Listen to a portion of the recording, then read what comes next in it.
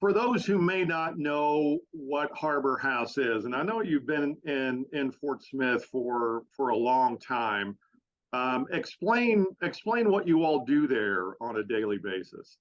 Well, we have men's and women's residential treatment for drug and alcohol addiction. Our program is 28 days of residential treatment. We also have a separate facility that is for women who have children with them, who are children 6 and under. And so we babysit the children while mom's in treatment. So the men's facility has been in existence since 1966. We merged with another company several years ago to establish Gateway, which is over on Armour, which is the women with children facilities. And then in March of 2001, we opened in Hot Springs with a large facility. So we cover about half the state. We have some clinics, just outpatient clinics, one in Fort Smith, Russellville, Conway, covering Northwest Arkansas, covering the western half of Arkansas for people who just need counseling and need help, but do not need to be in residential treatment. When you say residential treatment, what does that mean? They stay with you and they have to go through a certain step program? Right, it's very involved. It's 28 days. We have what would be considered somewhat like a dormitory setting. One of the things is just the discipline of day to day. Oftentimes people who have been in addiction do not have a lot of discipline. So we have meals at set time. Everything is fairly disciplined. During that 28-day, clients are assigned a counselor and a recovery coach. Their day consists of some group sessions, some individual counseling sessions, some meetings with their recovery coach, which is life skills, how life's going to be when they're clean and sober. Not really counseling per se, but just really helping people get their life back in order. And then after the 28 days, we have what we call transitional living houses. Some people call them recovery houses. We have 125 beds around Fort Smith and Hot Springs. So if people do not have a safe, clean place to go back to, they can continue to stay with us and stay in one of these houses, pay us a small amount each week, and continue counseling and group therapy as they continue their recovery. We like to say that after 28 days, someone is just barely sober.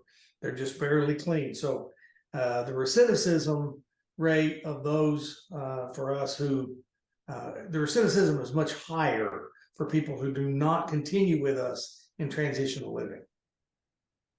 Given the state and the way things have been, well, even since COVID and after COVID, and with all of what has been publicized as far as addiction and overdose, how much more important does that make your program? Well, it's Harbor was founded as an alcohol treatment program, and now we only do about 20% alcohol. We mostly do fentanyl, opioids, and meth. And people maybe think fentanyl is in New York or Houston or somewhere, but it is on the streets of Fort Smith, and it is rampant. We see it every day. We have people coming into treatment who may try to sneak it in with them. They're so addicted to it. So it's a real problem. We are looking constantly to try to expand our services. We're starting the beginning process of a complete expansion of our men's treatment facility. That the Big Red House is 115 years old, and we're going to spend somewhere between $4 and $5 million on it to expand the capacity from 32 to 44 beds, plus just provide better conditions and a better treatment facility. And so we feel like the need is, there's no end of the need inside. I've been in a lot of businesses in my life, and unfortunately this is a business where there's no shortage of customers, and it's a sad thing. There just never seems to be enough space, though, to help out as much as possible. That's for sure. There isn't, and we're constantly looking for grants from, whether it's the opioid settlement money or the American Recovery money, wherever that might be, to help us with our capital expansion. Harbor House is very solid financially from an operational standpoint, paying the bills, making payroll, those kind of things. But when it comes to adding brick and mortar, doing remodeling, things that will enhance our treatment, expand our treatment. We have to get some help with those kind of things. And you bring up funding as a United Way Fort Smith area partner. Where would Harbor House be without what United Way does? Well, we really appreciate the United Way. We are not one of the agencies that is completely dependent on the United Way, as many agencies are. The United Way covers counties here in Arkansas, but also covers 2 Oklahoma counties. The adjoining Oklahoma counties, for people who want to come to Harbor House from those counties, unless they have private health insurance, they have no way to pay. And so we take that United Way money and earmark it to be able to help people come to Harbor House that are in the neighboring Oklahoma counties that the United Way is responsible for. But for obvious reasons, the state of Arkansas won't pay for them to come see us. So they are a big help to us in order to be able to help people in a couple of counties next door to Arkansas to still provide that treatment, because there are no services just over in Oklahoma for anything like we do. Can you quantify the number of success stories that have taken place through Harbor House?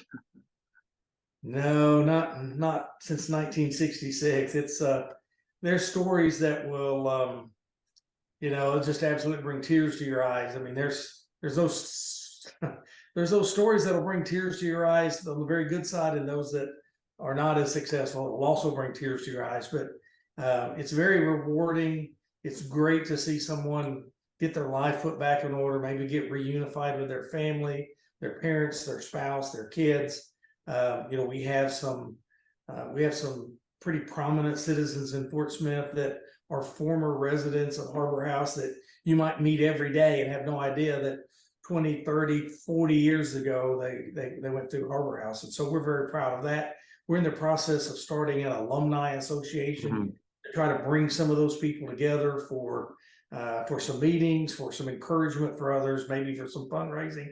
But, we think an alumni association, every university in America has an alumni association, and we want to have a Harbor House alumni association as well.